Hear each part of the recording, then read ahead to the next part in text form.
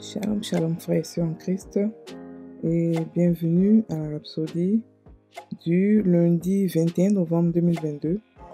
Rhapsodie écrite par le pasteur Chris Oyakilome et la lecture vous est offerte par les vérités de l'Évangile. Le thème d'aujourd'hui est « Parler le langage de Dieu ». Alléluia. Le verset de 1 Corinthiens 2 verset 13 qui nous dit « Et nous en parlons non avec des discours qu'enseigne la sagesse humaine, mais avec ce qu'enseigne l'Esprit, employant un langage spirituel pour les choses spirituelles. » Alléluia. Le pasteur Christ dit, dans Galates 4, verset 1 à 2, la Bible dit, « Or, aussi longtemps que l'héritier est enfant, je dis qu'il ne diffère en rien d'un esclave. Quoiqu'il soit le maître de tout, mais il est sous des tuteurs et des administrateurs jusqu'au temps marqué par le Père. » Alléluia. Fin du verset. Un héritier est une personne qui a un héritage qui lui a été légué. Un héritage légal, d'une succession ou d'une position de haute autorité et de richesse. Cependant, tant que l'héritier est un enfant, il n'est pas différent d'un serviteur. Le mot traduit par enfant vient de népios, qui signifie une personne qui est incapable de parler correctement ou de communiquer sagement. Quelqu'un peut avoir 40 ans dans le christianisme et pourtant être encore un népios. En d'autres termes, il ne peut pas formuler les paroles appropriées dans le domaine de l'esprit. Oui, la parole dit que nous sommes héritiers de Dieu et héritiers joints avec Christ. Cependant, un népios ne peut pas vivre la vie d'un héritier. 1 Corinthiens 3, verset 21 dit « Car tout est à vous ». Pourtant, ils souffrent dans la vie parce qu'ils n'ont pas mûri spirituellement. Ils utilisent les termes inappropriés parce qu'ils n'ont jamais appris le langage de Dieu. La façon d'apprendre et de parler le langage de Dieu est d'étudier et de méditer sur la parole.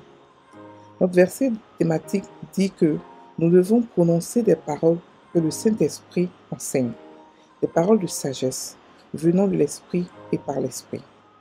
Aussi, entraînez-vous dans la parole de Dieu et ayez toujours la parole dans votre cœur et sur votre lèvre, indépendamment des circonstances.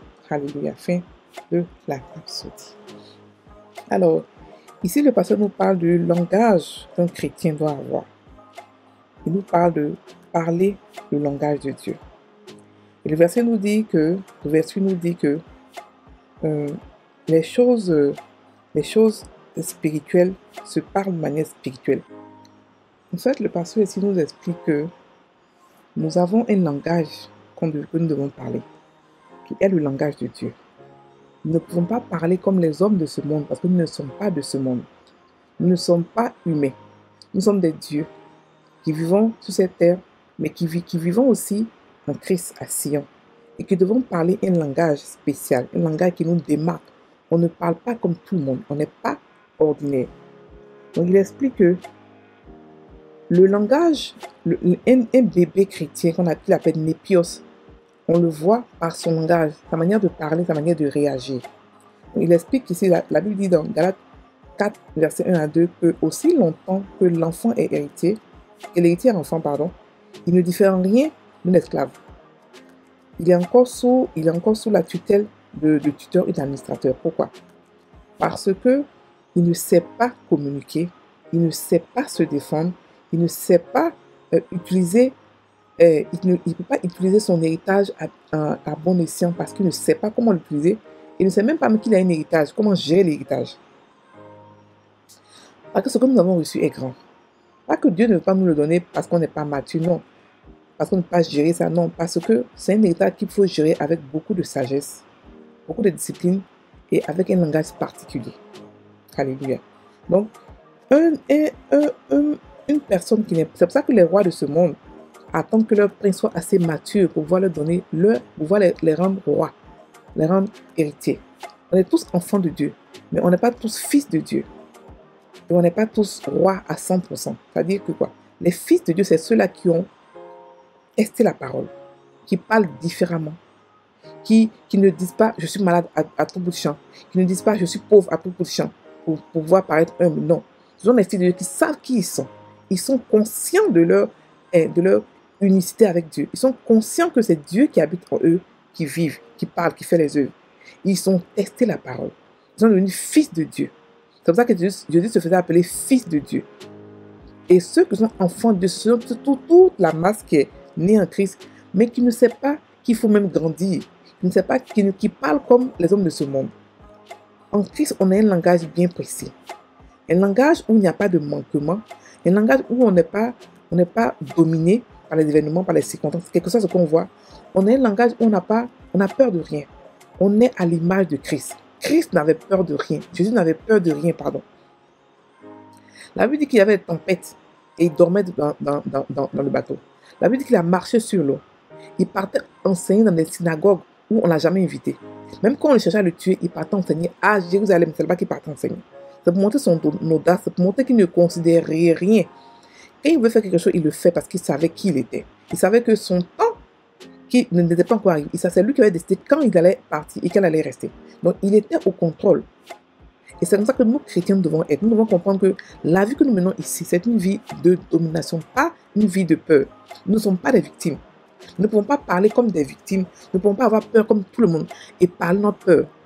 Parce que parler la peur, c'est très dangereux. C'est ce que Job a fait. Job a évoqué ses peurs. La Bible dit qu'il avait peur de tout. Il avait peur, il avait tellement peur qu'il partait faire des sacrifices pour ses fils au cas où ils ont péché. Il était rempli de peur. Malgré qu'il était sacrificateur de l'Éternel, malgré qu'il était homme de Dieu depuis longtemps, il était rempli de peur. Donc la peur ou être les pios ne dépend pas de vos années en Christ. Ça dépend de votre capacité, mais votre vouloir à grandir spirituellement. Et cela se passe dans les Écritures. Par la méditation de la parole et par l'étude de la parole. Pas seulement la lecture, mais l'étude de la parole. Donc, le pasteur nous explique ici que nous devons comprendre que la vie chrétienne, qui est une vie parfaite, se vit pleinement lorsqu'on est fils de Dieu et pas qu'on est népios. Le népios, c'est lui qui pleure, c'est lui qui est frustré, c'est lui qui a toutes les révélations du monde, par exemple. On peut avoir un pasteur qui a une église, une grande église. Il a la révélation partout, un grand prophète, mais il est encore népios parce que la révélation de Dieu et la maturité n'ont rien à voir. Dieu utilise n'importe qui, tout le monde pour pouvoir véhiculer son message. Mais celui qui l'a testé, celui qui a pris le temps de l'étudier, il a pris le temps de la méditer, celui-là, il n'est plus népios, il n'est plus enfant de Dieu, il est devenu mature en Christ, fils de Dieu. Il devient fils de Dieu. Et c'est celui-là qui n'a pas peur, qui n'a peur de rien. Et c'est ce que Dieu veut qu'on ait. Dieu veut qu'on soit, Dieu veut qu'on aspire à être.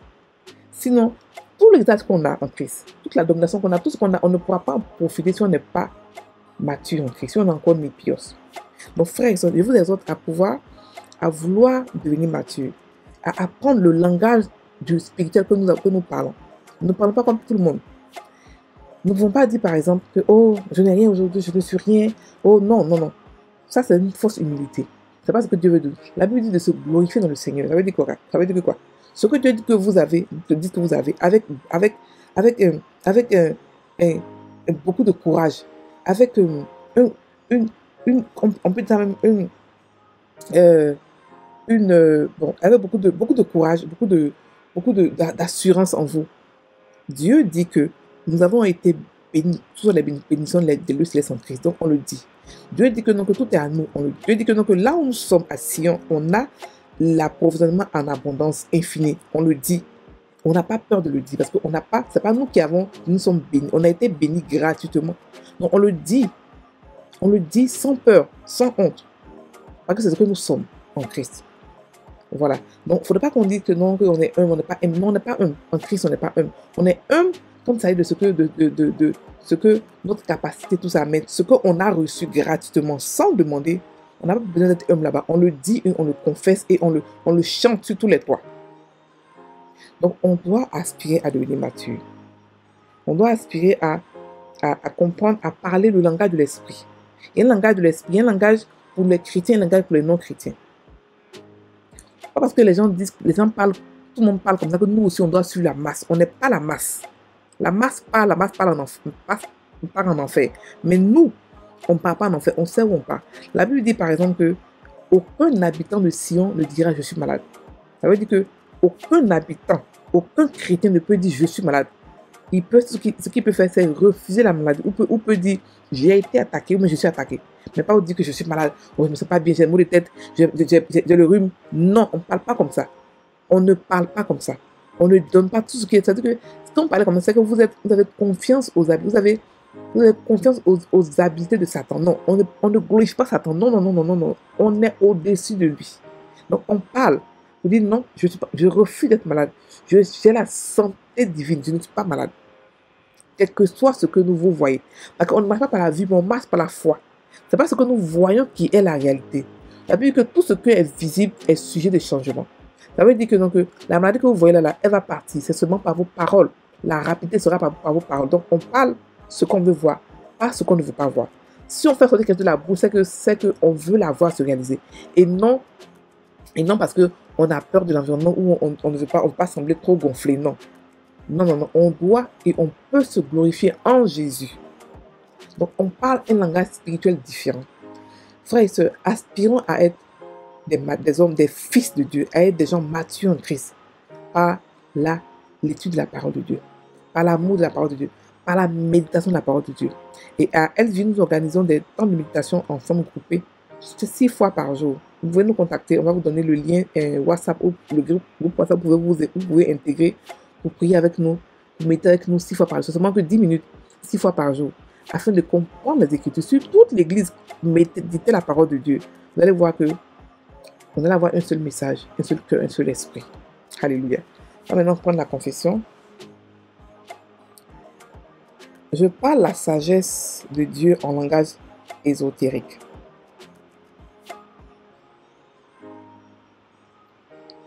En Jésus-Christ, on m'a donné la domination sur les circonstances.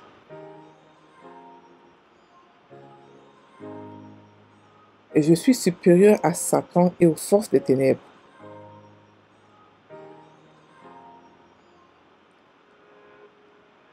La vie que Dieu m'a donnée en Christ est une vie de grande gloire et d'excellence.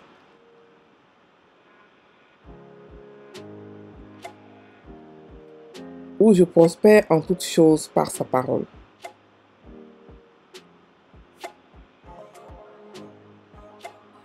Je suis plein de sagesse, de gloire et de force. Alléluia. Frères et sœurs en Christ, passez une bonne journée, soyez bénis.